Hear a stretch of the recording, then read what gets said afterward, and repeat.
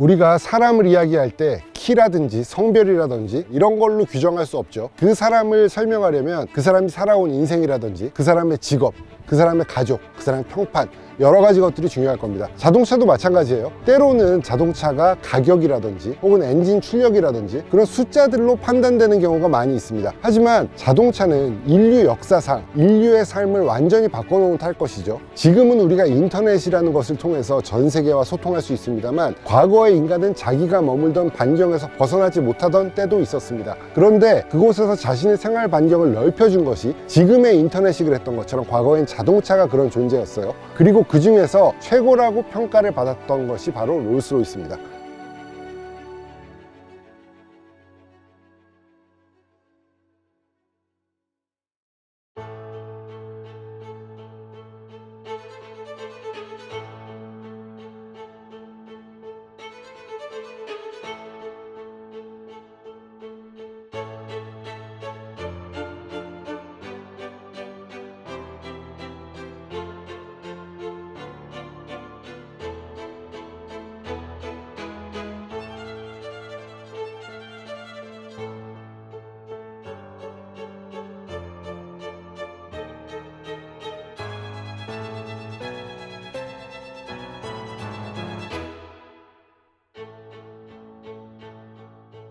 아마도 수많은 자동차 중에 최고가 되기 위해서는 다양한 많은 요소들이 있지 않았을까요? 아시다시피 롤스로이스는 가장 최고의 출력을 냈던 적도 없고요, 가장 최고로 빠른 차였던 것도 아닙니다. 롤스라는 사람과 로이스라는 사람, 두 사람이 만나서 최고의 가치, 어떤 인문학적인 부분과 그리고 기술적인 부분을 융합했던 것처럼 롤스로이스는 다양한 면에서의 평판을 가지고 지금의 명성을 쌓아왔습니다. 지금 이 차를 선보인 곳 프랑스의 프로방스라는 지역도 와인으로 유명하고 관광지로도 유명하지만 그 외에도 다양한 예술가들, 건축가들이 모여서 이 지방의 평판을 만들어냈죠. 그것처럼 롤스로이스는 단순히 좋은 차로서가 아니라 이 차를 타고 세계를 개척하고 인류의 문화를 쌓아온 수많은 사람들의 업적을 다 한데 모아놓은 차입니다. 그만큼 어깨는 무거울 거예요. 그리고 앞으로도 다양한 사람들이 이 차와 함께 다양한 업적을 세우고 새로운 금자탑을 세우는 것을 지켜보는 차일 겁니다. 그리고 롤스로이스의 길에 제 이름도 올라갔으면 좋겠다 라는 생각을 해봅니다. 아마 그런 분들 많이 계실 거예요. 롤스로이스는 제가 자신 있게 말씀드릴 건데 지금 2024년 현재 인류가 만들어낸 모든 자동차 중에 가장 우아하고 가장 아름답고 가장 안락하게 달립니다. 제 말이 과장 같으시다면 직접 타보시라는 말밖에 드릴 수가 없어요. 왜냐하면 여러분들이 알고 계신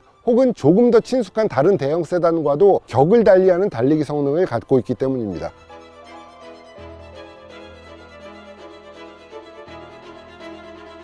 자, 지금부터 고스트 시리즈 2를 시승해 보도록 하겠습니다.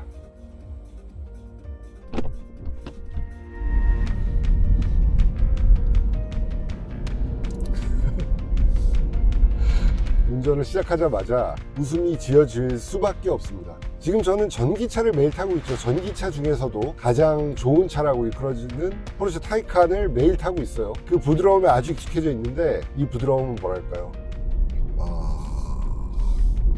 이거 좀 달라요.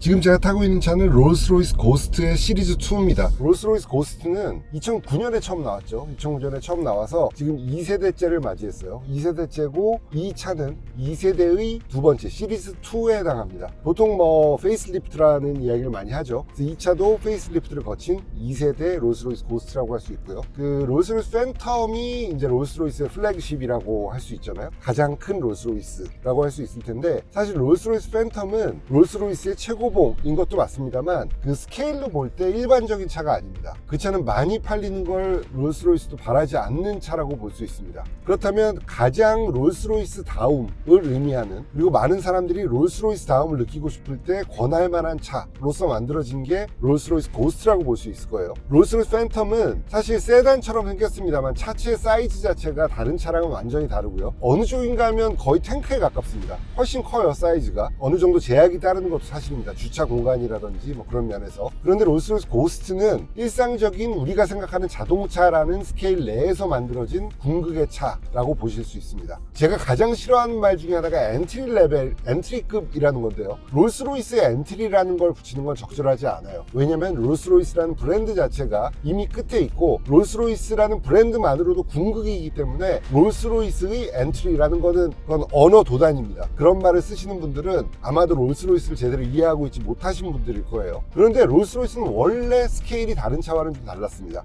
그러니까 2차 대전 이전에 롤스로이스 같은 차들이, 고급 차들이 하나하나 손으로 만들어지던 시절에도 다른 차보다는 사이즈 자체가 좀 컸어요. 그러니까 2차 대전 이전의 롤스로이스 세단들을 보면 지금의 SUV에 준하는 사이즈였습니다. 사이즈가 엄청나게 컸어요. 그런데 그 사이즈가 크기 때문에 오는 장점 같은 것들이 있습니다. 우리가 일반적인 차 이야기할 때도 대형 세단에서만 얻을 수 있는 승차감 같은 것들이 있거든요. 바퀴의 폭이 넓음, 앞뒤 바퀴의 간격이 김으로 인해서 오는 물리적인 편안함 같은 것들이 있습니다. 그럼 물리적인 편안함을 얻기 위해서 사이즈를 키운 것도 있지만 골격 자체가 크고 그 골격을 앞으로 나가게 하는 엔진, 그 동력계의 사이즈도 다른 차들보다 훨씬 크기 때문에 가능했던 그런 거죠. 그래서 컬리너는 지금의 분류 기준으로는 SUV라고 할 수 있지만 과거 2차 대전 이전 클래식 롤스로이스 시대에는 세단의 사이즈와도 비슷하다라고 받아들여도 됩니다. 그런데 이 롤스로이스 고스트는 지금은 물론 세단 중에서 가장 큰 차에 속합니다만 과거의 차들과 비교하면 좀 현대적으로 다듬어졌다고 볼 수 있겠죠. 지금의 세단이라는 카테고리에 들어가지만 롤스로이스다운 주행을 맛볼 수 있는 사이즈의 자동차라고 해석하면 좋을 것 같습니다. 일단 타고 내리는 동작이라든지 혹은 건물에 들어갔을 때 주차하고 내리고 하는 이런 과정들이 SUV보다는 좀 더 컴팩트하기 때문에 좀 더 점잖게 느껴지는 것도 사실이죠. 제가 최근에 컬리넌 리뷰도 보여드렸습니다만 컬리넌은 그 엄청난 사이즈에서 오는 도로를 제압한다 이런 느낌이 좀 있습니다. 그런데 지금 이 롤스로이스 고스트는 평소에 운전하는 세단과 같은 눈높이로 운전하고 있기 때문에 그래서 더 색다름이 있습니다. 무슨 얘기냐면 운전할 때 눈높이라든지 차체 사이즈 같은 것들은 일반적인 차랑 비슷한 것 같은데 정숙성이라든지 이 승차감의 안락함의 정도가 우리가 일반적으로 얘기할 수 있는 수준이 아닙니다. 말로 설명드려도 연상하는 게 좀 힘드실 수도 있습니다. 대형 세단의 끝이 뭐 우리가 흔히 알고 있는 메르세데스 벤츠의 S클래스다 라고 얘기하시는 분들이 많으실 것 같아요. 그것만 해도 좋다, 그 이상 갈 수 있냐, 그것과 차원이 다릅니다. 이건 S클래스를 비하하는 말이 아니에요. 메르세데스 벤츠의 S클래스의 승차감은 그 이하의 다른 차들, 뭐 E클래스라든지 혹은 BMW 5 시리즈라든지 그런 차들과도 또 다르거든요. 왜냐면 다름을 위한 세그먼트이기 때문이에요. 그 대형 세단만 해도 이미 다른 차들과는 좀 궤를 달리하는 고급 세단입니다. 그런데 롤스로이스 고스트는 어떤 차냐면요, 기본적으로 그런 차를 항상 타오던 사람들이 타는 차입니다. 제가 생각하는 롤스로이스 고스트의 진입 장벽은 가격이라든지 뭐 그런 것들이 아니고 이미 충분히 좋은데 더 이상 그 위에 급 차를 사는 건 아마도 난 거품을 사게 되는 걸 거야 라고 하는 게 오히려 더 큰 장벽일 거라고 생각합니다. 그런 분들일수록 쓸데없는 돈 쓰고 싶지 않죠. 그 훌륭한 삶을 살아오고 성공적인 삶을 살아온 그들일수록 그런 판단 미스를 할 수가 있습니다. 롤스로이스 고스트를 그렇게 판단하시는 것 자체가 판단 미스예요. 왜냐하면 이 차는 그 이상이기 때문입니다. 자, 이 차로 지금 제가 속도를 내서 다른 차를 추월했습니다. 이 차는 안정되어 있습니다.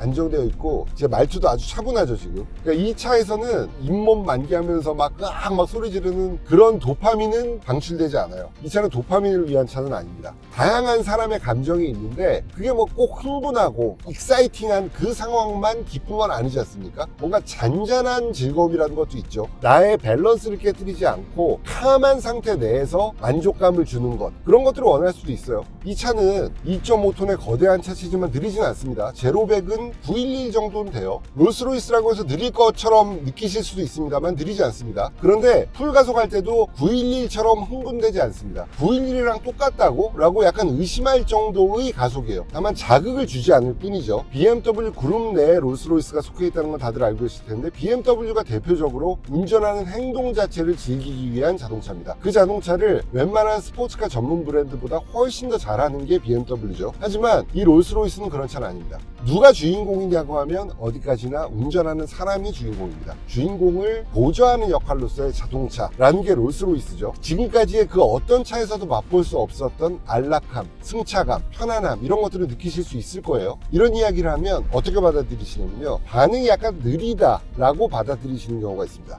차를 안락하고 편안하게 만드는 가장 쉬운 방법이 차를 좀 둔하게 만드는 거예요. 조작하는 대로 엑셀을 밟자마자 반응이 튀어나오고 스티어링을 돌리자마자 머리가 반응하도록 만들면 그 차가 예민하다라고 느끼게 되죠. 대부분의 큰 차들은 바로바로 반응을 한다기보다는 한 템포 쉬었다가 하는 경우가 많기 때문에 운전하다 보면 좀 답답하게 느끼는 경우가 있어요. 그런데 롤스로이스는 그렇지 않습니다. 한 템포 쉬었다 나오지 않아요. 가속할 때도 마찬가지고 스티어링 휠도 마찬가지예요. 제가 타고 나온 지 얼마 안 됐죠. 타고 나오면서 영상을 켰으니까요. 그런데 마치 수족처럼 바퀴가 어디 있다는 걸 제가 머릿속으로 명확하게 파악할 수 있습니다. 좋은 차, 잘 만들어진 차라는 거예요. 그리고 지금처럼 트래픽을 따라서 가다가 멈췄다가 다시 출발하는 과정, 이런 것들도 큰 차기 때문에 부담스럽다거나 굼뜨다거나 이런 느낌은 전혀 없습니다. 지금처럼 가속을 하는 상황에서도 아무렇지도 않게 가속할 수 있어요. 코너를 돌 때도 좀 가속을 하면서 코너를 돌아볼게요. 그리고 코너를 앞두고서 브레이킹을 합니다. 쓱 속도를 줄이고 쓱 스티어링을 꺾는 과정. 완벽합니다. 지금 저는 그냥 제가 운전을 했습니다만 뒤에 사람을 태웠다고 해도 지금 스피드로 달릴 수 있었을 거예요. 전혀 무리 없는 스피드였고 뒷사람의 머리가 흔들리거나 하는 일 없었을 겁니다. 꽤 속도를 내더라도 충분히 롤스로이스다운 움직임을 보여줘요. 그리고 2.5톤이라고 하면 2.5톤은 여러분이 생각하는 그 무게가 아닙니다. 여러분들이 왜 무게에 대한 겁을 먹고 계신지는 알고 있어요. 저도 무게를 느끼신 적이 있기 때문이겠죠. 그런데 그 차가 어떤 차였는지 생각해 보시기 바랍니다. 그 차가 무게를 느끼게 했다고 모든 차가 무게를 매니지먼트하지 못하는 건 아니에요. 롤스로이스는 무게 매니지먼트의 전문가들입니다. 모기업 BMW 그룹도 마찬가지고요. 2.5톤의 차체가 로터리에서 직진으로 들어가서 브레이킹하고 우회전해서 들어갔다가 왼쪽으로 크게 한 바퀴 돌고는 다시 오른쪽으로 나오는 과정, 이 코너링은 상당히 복잡합니다. 이 과정을 제대로 해낼 수 있는 건 롤스로이스의 기본기입니다. 그러니까 롤스로이스는 코너링을 빨리 하기 위한 차가 아니라 코너링을 우아하게 완료하기 위한 차죠. 물리법칙을 아신다면 2.5톤의 무게를 자동차가 아무 이상 없이 매니지먼트 할 수 있다는 걸 알고 출발하셔야 돼요. 2.5톤의 차는 빨리 달릴 수도 있고요, 스포츠 주행을 할 수도 있고요, 아무렇지도 않게 마치 아침 햇살 맞으면서 차 한 잔 마시는 것처럼 안락하게 코너를 돌 수도 있습니다. 그 차가 바로 롤스로이스 고스트예요.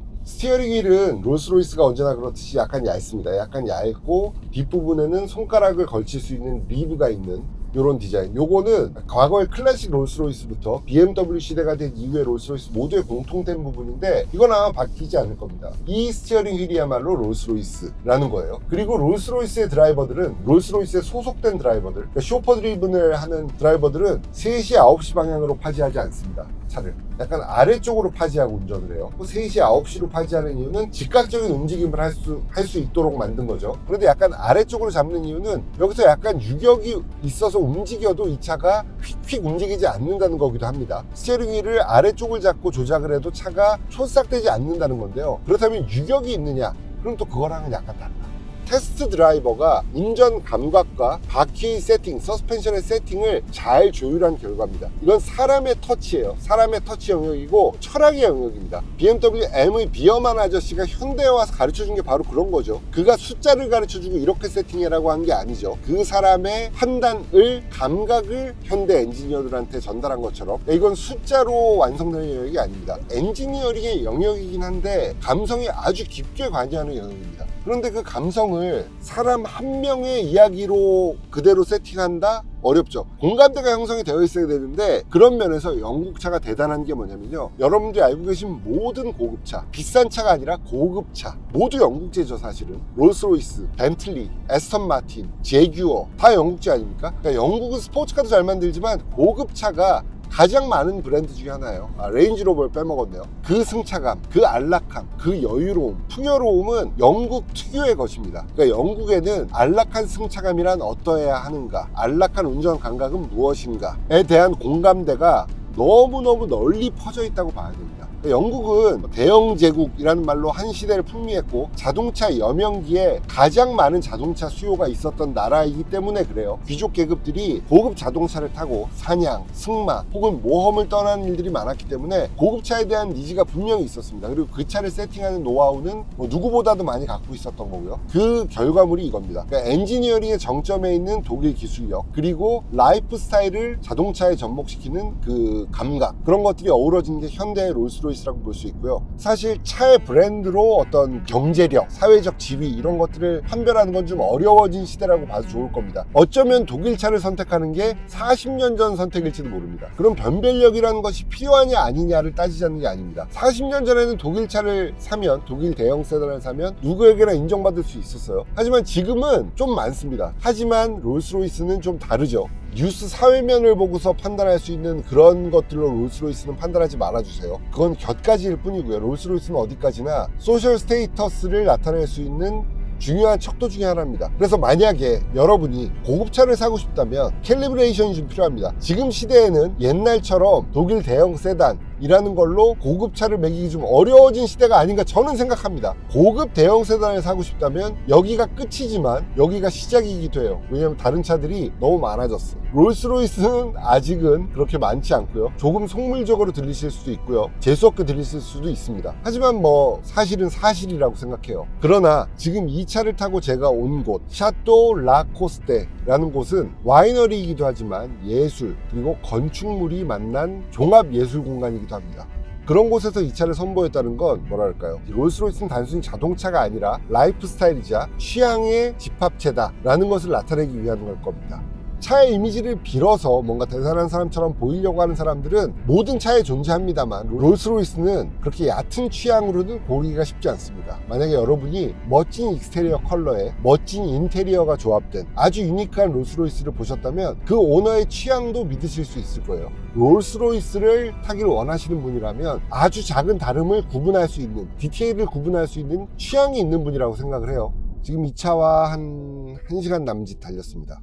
이 고요한 감각은 뭐라 그래야 될까? 지금 멈추니까 더 느껴져요. 속도를 줄이고 멈추니까 더 느껴지는데 주변과 완전히 차단된 그 노이즈 캔슬링 이어폰 낀 것 같은 자발적으로 격리되어 있는 공간입니다. 자동차라는 게 누구에게나 자기만의 공간이죠. 우리가 집을 소유하냐 아니냐를 따지다가 집을 소유하게 되면 집을 인테리어를 했냐 안 했냐로 구분한다, 뭐 이런 이야기가 있잖아요. 이 롤스로이스의 실내를 자기의 입맛대로 꾸밀 수 있느냐 아니냐는 그 사람이 부를 축적하는 동안에 시야를 넓히면서 다양한 것들을 체득했느냐, 문화적 소양까지 갖췄느냐를 결정지을 수 있는 일이라고도 생각합니다. 이 차를 꾸며볼 때 뭔가 한계를 느끼고 어떤 나무가 좋을지, 어떤 가죽이 좋을지, 어떤 색조합이 좋을지 잘 모르겠다면 좀 더 공부를 해도 돼요. 그 공부라는 건 예술에 대한 공부일 수도 있고요, 책을 읽는 것일 수도 있고요, 어떤 좋은 곳을 여행하는 것일 수도 있습니다. 그런 경험들이 쌓여야 어떤 조합이 좋은지를 알게 되고 이 차를 꾸밀 수 있는 어떤 취향을 갖게 되는 거죠.